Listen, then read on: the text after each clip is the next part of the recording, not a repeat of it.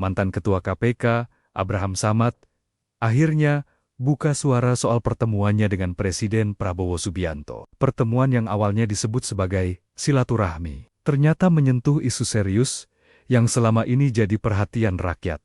Meski tidak secara gamblang menyebut nama, isu pergantian Kapolri disebut ikut mengemuka dalam pembicaraan. Ada yang penting dalam pertemuan itu ketika Pak Susno membicarakan tentang reformasi kepolisian ya.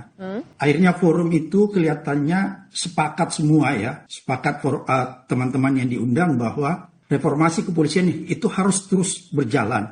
Dan reformasi kepolisian itu baru nyata ketika ada pergantian pucuk pimpinan Kapolri. Itu berkembang dalam diskusi itu sehingga Pak Susno, teman-teman semua menyatakan bahwa kalau tidak ada pergantian di pucuk pimpinan Polri maka boleh dikatakan reformasi kepolisian itu berjalan setengah-setengah. Itu yang pertama. Kemudian yang kedua, Pak Prabowo juga di dalam diskusi itu menyampaikan bahwa tidak ada yang mustahil kalau suatu ketika pemerintah mengambil kesimpulan bahwa Polri itu di bawah sebuah kementerian. Itu yang disampaikan eksplisit oleh Pak Prabowo bahwa tidak ada yang mustahil, dia bilang, kalau suatu ketika pemerintah menganggap bahwa ternyata kepolisian itu lebih tepat di bawah sebuah kementerian, maka itu akan dilakukan.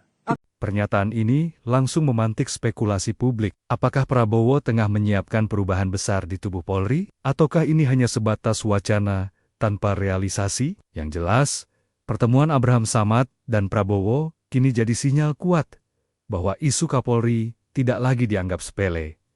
Rakyat menunggu. Akankah janji perubahan itu benar-benar diwujudkan? Tulis pendapatmu di kolom komentar.